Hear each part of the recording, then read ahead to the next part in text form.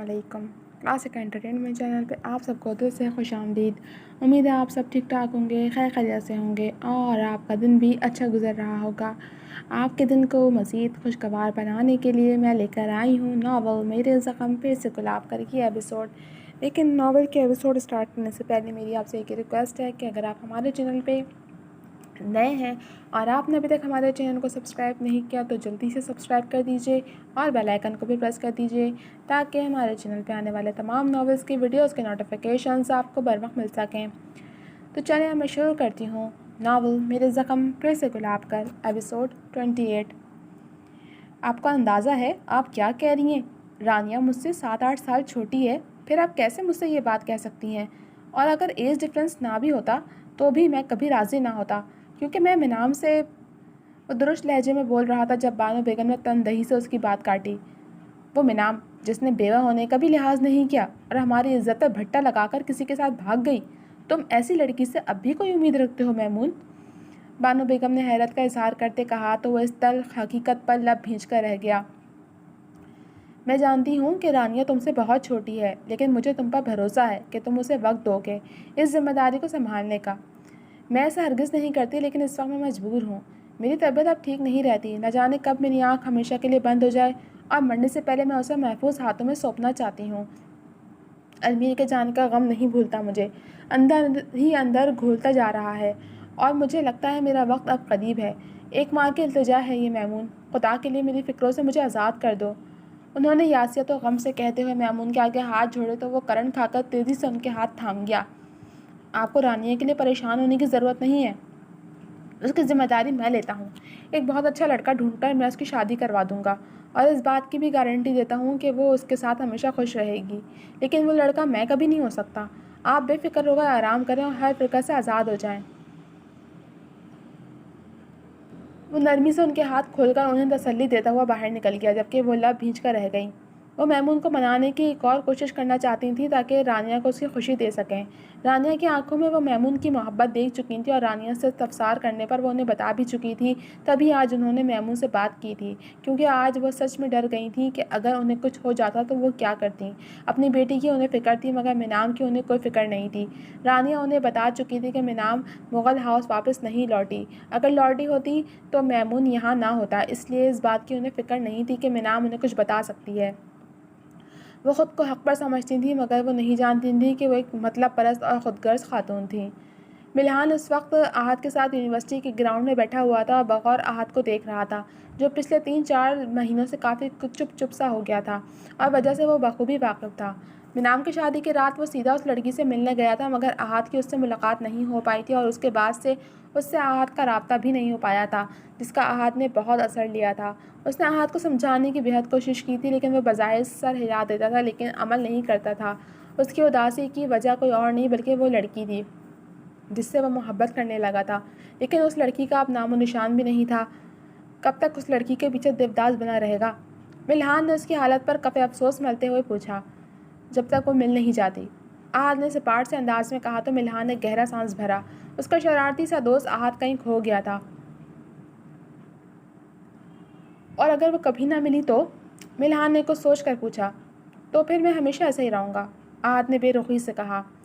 हो सकता है उसकी शादी हो गई हो और तुम बिला वजह ही खुद को रोग लगाए बैठे हो, मिल्हान ने कहा तो आहत ने सर्द नज़रों से मिल्हान को देखा। मुझे धोखा देकर वो शादी कैसे कर सकती है और बिला वजह रोग? मैं उसके लिए सीरियस था मिल्हान, मोहब्बत करता हूँ मैं उससे, लेकिन तू नहीं समझेगा क्योंकि तूने कभी किसी से मोहब्बत नहीं की अभी। लेकिन जिस दिन तुझे किसी से मोहब्बत हो गई उस दिन पूछूंगा मैं तुझसे, आहत तल्ख लहजे में कहकर उठता हुआ वहाँ से चला गया था, जबकि उसके अंदाज और बातों पर मिल्हान का चेहरा तारीख पड़ा था। आहत ने कभी उससे ऐसे बात नहीं की थी, मगर अब कर रहा था, वो भी एक ऐसी लड़की के लिए जिसके बारे में वो कुछ भी नहीं जानता था। उसे बेसाख्ता उस अनजानी लड़की से नफरत सी महसूस हुई, जिसकी वजह से आहत उससे इस तरह से पेश आ रहा था। तुम्हें क्या हुआ? वह जज्बा के सवाल पर बेसाख्ता चौंका जो उसके करीब आकर बैठ चुकी थी। नथिंग इम्पॉर्टेंट, मिल्हान ने सपाट से अंदाज में कहा तो जज्बा ने चिढ़कर उसे देखा। इन गुज़रे महीनों में वह मिल्हान के करीब होने और उसका एतमाद जीतने की बेइंतहा कोशिश कर चुकी थी, लेकिन मिल्हान ने कभी उसे उसकी कोशिश में कामयाब नहीं होने दिया था। वह हमेशा उससे लिए दिए अंदाज में बात करता था, जिस पर वह चिढ़ जाती थी। مینام کی شادی کے بعد اس کے بیوہ ہونے والی بات اس نے نہ ہی احد کو بتائی تھی نہ ملحان کو، بلکہ احد کے پوچھنے پر اس نے انہیں یہی بتایا تھا کہ وہ اپنی میرڈ لائف میں بہت خوش ہے۔ اسے مینام نامے میں کوئی دلچسپی نہیں تھی، تبھی وہ اس کا ذکر کبھی نہیں کرتی تھی۔ تمہارے اسی رویے سے مجھے چڑ ہوتی ہے ملحان، جذبہ نے آخر کہہ ہی دیا تھا۔ میرا رویہ کیسا ہے جذبہ؟ ملحان نے سپاٹ انداز میں پوچھا۔ اتنے روڈ ہوتے ہو تم میرے ساتھ جیسے کسی اجنبی سے بات کر رہے ہو، برا لگتا ہے مجھے۔ جذبہ نے لاڈ سے شکوہ کیا۔ تم میری صرف دوست ہو جذبہ، اور دوستوں کے ساتھ میں ایسے ہی بات کرتا ہوں، ملحان نے نپے تلے انداز میں کہتے ہوئے اسے اس کی حیثیت باور کروائی۔ صرف دوست؟ جذبہ نے ناک پھلا کر اسے دیکھا تو ملحان نے گہرا سانس بھر کر بغور اسے دیکھا۔ ہاں، صرف دوست اور کلاس فیلو، اس کے علاوہ ہمارے بزنس ٹرمز ہیں تمہاری فیملی کے ساتھ، بس مجھے چلنا چاہیے۔ ملحان نے اپنا بیگ اٹھایا اور اٹھ کھڑا ہوا۔ تم کسی سے محبت کرتے ہو ملحان؟ اس کے نپے تلے انداز پر دل میں ڈرتے جذبہ نے اچانک اس کے سامنے آ کر پوچھا۔ میرا نہیں خیال کہ میں نے تمہیں اپنے پرسنلز میں انٹرفیئر کرنے کی کبھی اجازت دی ہے، اور دوسری بات، اگر مجھے کسی سے محبت ہے بھی تو it's none of your business. چڑ سے لہجے میں کہہ کر وہ بنا اس پر دوسری نگاہ ڈالے آگے بڑھ گیا، جبکہ جذبہ دھواں چہرہ لیے وہیں کھڑی رہ گئی۔ اگر ایسا ہے نا ملحان، تو میں اسے تمہارے لیے زندہ نہیں چھوڑوں گی، جذبہ نے جنونی لہجے میں کہا۔ اس کے انداز سے لگ رہا تھا کہ وہ اتنی آسانی سے ہار نہیں مانے گی۔ اب تو یہ آنے والا وقت ہی بتانے والا تھا کہ ہار کس کے مقدر میں لکھی جانے والی تھی اور جیت کس کے مقدر میں۔ وہ ملحان کے پاس سے اٹھ کر کوریڈور سے گزرتا ہوا آگے بڑھ رہا تھا۔ وہ ملحان پر غصہ نہیں کرنا چاہتا تھا کیونکہ وہ جانتا تھا کہ ملحان اس کا بھلا ہی چاہتا ہے، لیکن اس کی باتیں اسے شدید غصہ دلا گئی تھیں۔ تبھی وہ غصے میں اسے سنا کر وہاں سے چلا آیا تھا۔ وہ کوریڈور سے گزرتا ہوا بائیں طرف مڑا، مگر مڑتے ہی کسی نازک وجود سے ٹکرایا اور لڑکھڑا کر پیچھے کو ہوا، جبکہ وہ نازک وجود اس سے ٹکرا کر پیچھے کو ہوتا دیوار سے جا ٹکرایا تھا، جس کے باعث اس کی کمر بھی دیوار سے ٹکرائی تھی۔ وہ جو کوئی بھی تھی بے حد ساختہ کرا اٹھی۔ دیکھ کر نہیں چل سکتی تم؟ احد جو پہلے ہی غصے میں سامنے کھڑی لڑکی کو دیکھ کر بھڑک اٹھا، جس کے سامنے چہرے پر تکلیف کے تاثرات تھے۔ سوری، اس کے لہجے اور انداز سے خائف ہوتے وہ ہکلا کر بولی۔ چشمے کی اوٹ میں چھپی اس کی آنکھیں بے ساختہ نم ہوئی تھیں۔ احد نے دیکھا اس کے ہاتھ بھی کپکپا رہے تھے۔ اسے اس لڑکی سے چڑ سی ہوئی جو بے حد بزدل تھی۔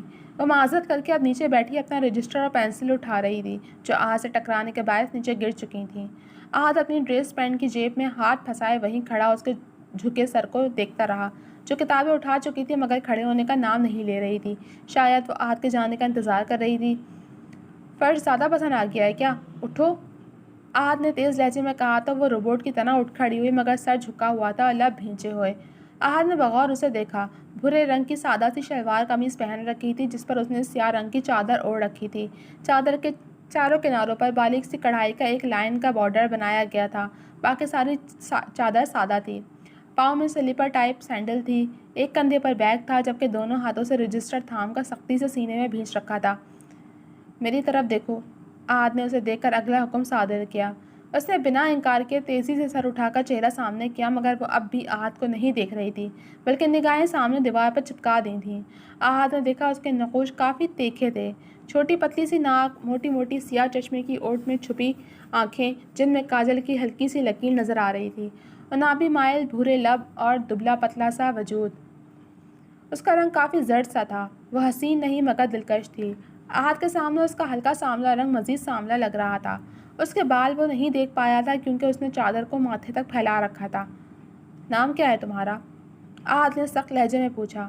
وہ عام طور پر کسی اجنبی سے اتنے سخت لہجے میں بات نہیں کرتا تھا، بلکہ وہ تو کسی سے بھی یوں بات نہیں کرتا تھا، مگر اسے بزدل اور دبو لوگ بالکل اچھے نہیں لگتے تھے۔ یہی وجہ تھی کہ وہ اس وقت نہ چاہتے ہوئے بھی اس اجنبی لڑکی سے رڈ ہو رہا تھا۔ ابیلا، اس لڑکی نے جھجکتے ہوئے بتایا۔ اس کی آنکھوں سے ایک بار پھر آنسو بہنے لگے تھے جس پر احد کو چڑ سی ہوئی۔ مطلب کیا ہے اس نام کا؟ اور خبردار جو تم نے اب اپنی آنکھوں سے پانی کے چشمے بہائے تو۔ احد نے نام کا مطلب پوچھنے کے ساتھ دھمکی بھی دی۔ خوبصورت اور صحت مند، اس نے نام کا مطلب بتاتے پھر سے چہرہ جھکا لیا اور اب اس کی نظریں احد کے سفید رنگ کے جاگرز پر جم گئی تھیں۔ میچ تو نہیں کر رہا؟ احد نے بے ساختہ اس کے جسم اور چہرے پر چوٹ کی جس پر وہ لڑکی لب بھینچ گئی اور تیزی سے پلکیں جھپکنے لگی۔ یقیناً وہ اپنے آنسو روکنے کی کوشش کر رہی تھی۔ فریشر ہو؟ احد کو احساس تھا کہ اسے برا لگا ہے، لیکن بنا معافی مانگے وہ اگلا سوال کر گیا۔ نہیں، MBA کے 2nd سیمسٹر میں ہوں۔ اس نے دھیمے لہجے میں اب کی بار بنا ہکلائے بتایا۔ تھینک گاڈ تم ہکلی نہیں ہو، ویسے جتنی دبو تم ہو جاب تو کرو گی نہیں، تو پھر MBA کی ڈگری جہیز میں رکھنے کے لیے لے رہی ہو؟ احد کو وہ خاصی دلچسپ لگی تھی، تبھی وہ تکلفی سے پوچھنے لگا، جس پر ابیلا نے نظریں اٹھا کر اسے دیکھا۔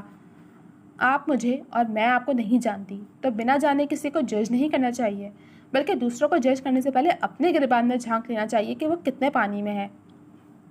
اب کی بار وہ مضبوط لہجے میں کہہ کر اپنی ناک پر پھسلتا چشمہ واپس آنکھوں پر جما کر آگے بڑھنے لگی کہ احد نے ایک دم سے اسے آگے بڑھ کر اسے بازو سے دبوچ کر دیوار سے لگایا اور خود ایک ہاتھ اس کے دائیں جانب دیوار پر ٹکا کر اس کے سامنے کھڑا ہو کر کچھ حد تک اس کی طرف جھکا، جس پر ابیلا سانس تک رک گئی۔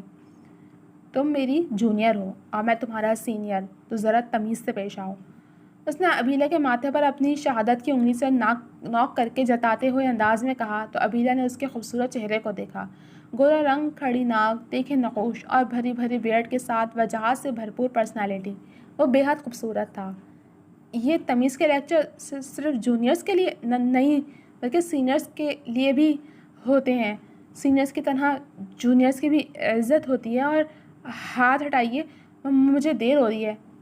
احد کے بے حد قریب آنے پر ایک بار پھر اس کا اعتماد ڈاواں ڈول ہوا تھا، جس پر وہ استہزائیہ انداز میں مسکرایا اور مزید اس پر جھکا، جس پر ابیلا کی کالی آنکھیں خوف سے پھیلیں۔ اس نے تیزی سے ادھر ادھر دیکھا مگر آس پاس کوئی نہیں تھا۔ ایک پل میں مضبوط اور اگلے ہی پل ڈرپوک سی وہ لڑکی احد کے لیے ایک پہیلی جیسی تھی، جسے اس نے آج پہلی بار ہی اپنے ڈپارٹمنٹ میں دیکھا تھا، حالانکہ وہ 2nd سیمسٹر میں تھی۔ مجھے بھی تمہیں روکنے کا کوئی شوق نہیں ہے، مجھے تو حیرت ہے تم جیسے دبو سے لڑکی کے ساتھ میں اپنا ٹائم کیوں ویسٹ کر رہا ہوں۔ وہ ناگواری سے کہتا ایک دم سے دور ہوا اور وہاں سے جانے لگا، جس پر ابیلا نے سکا سانس لیا اور قدم آگے بڑھائے، مگر اگلے ہی پل وہ چیخی جب کسی نے ایک بار پھر اسے بازو سے دبوچ کر اپنے سامنے کیا۔ اس اچانک جھٹکے سے وہ ہل کر رہ گئی تھی۔ اور ہاں، بار بار مجھ سے ٹکرا کر کسی دن ٹوٹ پھوٹ مت جانا، طنزیہ انداز میں کہہ کر وہ آگے بڑھ گیا تھا۔ اسے لگ رہا تھا اس نے اس لڑکی کو پہلے بھی کہیں دیکھا ہے، پھر اسے یہاں سے جاتے وقت اچانک یاد آیا تھا کہ یہ لڑکی پہلے بھی اس سے ٹکرائی تھی، تبھی وہ اسے تانا مارنے واپس آیا تھا اور تانا مار کر یہ جا وہ جا۔ ابیلا نے اس کے پش کو دیکھا اور پھر اپنے رجسٹر پر گرپ مضبوط کرتی اپنی کلاس کی جانب چل دی۔ اس نے بوجھل سر پر ہاتھ رکھ کر مندی آنکھیں کھولتے سامنے دیکھا تو اس کی نگاہ سیدھی چھت سے جا ٹکرائی، جو سفید رنگ کی تھی اور اس پر لگا پنکھا گول گول گھوم رہا تھا۔